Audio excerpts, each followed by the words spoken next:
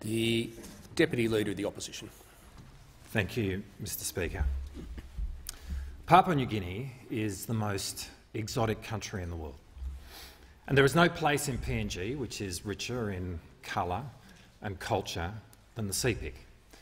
It is a land of philosophers and warriors. It is a country made up of rivers and forests, crocodiles and birds of paradise, and it's a place of honour and duty and tradition. And it was here, in Kaurau village, on the banks of the Murik Lakes in the heart of the Sepik, that Michael Somare began his life's journey. He was the son of a police sergeant, but much more significantly, the son of a man who was in an ancient chiefly lineage. And as remarkable as Somare's public career was, equally as important to him throughout his life was being chief to this village and this community, the local custodian of culture, tradition and law. Somare was a teacher. He was a radio announcer, he was a public servant, and then he became a union leader. He established the Pengu Party. And in 1968 was in that first group of Papua New Guineans to be elected to the territory's new House of Assembly. With the election of Whitlam came self-government to PNG, and Somare became the first and only Chief Minister of the territory. And then on the 16th of September in 1975, Michael Somare, Papa Balong country, father of the nation, became PNG's first Prime Minister.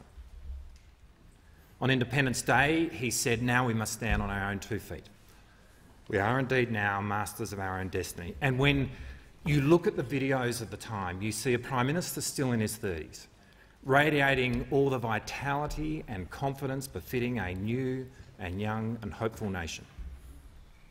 In March of 1980, he lost a vote of no confidence, and Julius Chan became the second Prime Minister of PNG. There were those around him at the time who argued that he should hang on to power, that he should declare a state of emergency. It would have been a path that had been well worn by other leaders in other new countries. But Somare believed that democracy and the Constitution were more important to the future of PNG than his own career. And so he genuinely chose a road less travelled. And in relinquishing power, this might actually be Michael Somare's greatest moment, because for all its faults and frustrations, PNG today is a vibrant democracy, and that's so important for Papua New Guinea. It's also really important for us. And so in this act it can be said that Somare is not only the father of independence, but he truly is the father of PNG's democracy. I first visited PNG in 1984 at the age of 16 during Somare's second term as Prime Minister. I was there in 2003 at the beginning of his third term and met him for the first time in 2010 when he was still the Prime Minister. Indeed, in the 46 years of PNG's existence, Somare has been the Prime Minister for 17 of them, and this is all the more incredible given the fluidity of PNG politics. There's a lot of political parties in PNG, and they come and they go. And Somare's record is a testament to his extraordinary personal authority, and it really is hard to comprehend the magnitude of his achievement if seen only in the context of an institutionalised two-party system like our own. You can't do what Somare did without being warm and personable. I was speaking with Sean Dorney last week, the renowned ABC journalist, who said to me that Michael was always so perfectly charming and friendly and courteous to Sean, even when he was deporting him. And I had my own taste of the Somare warmth when I first met him in 2010. As the father of the nation, Somare adorns the 50 kina note. And it occurred to me I'd never met anyone before who was on a banknote, and so I really wanted him to sign one for me. But it turns out that defacing currency is a felony in PNG, just as it is here in Australia.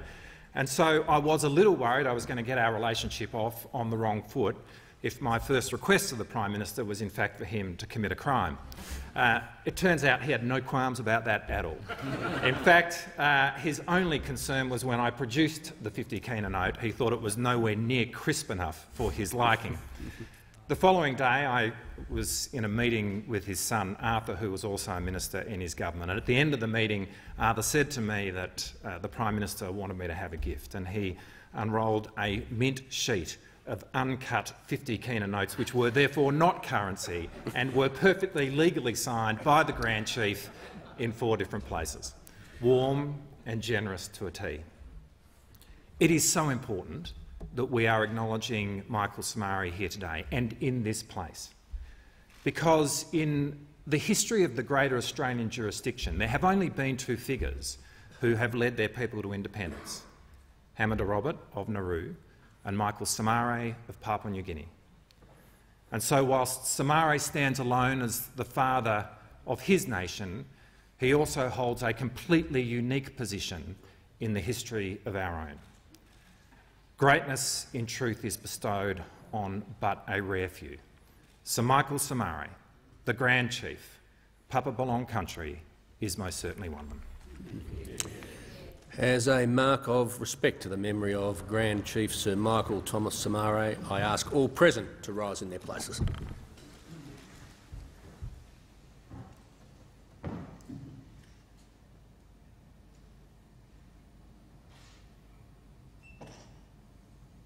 I thank the House.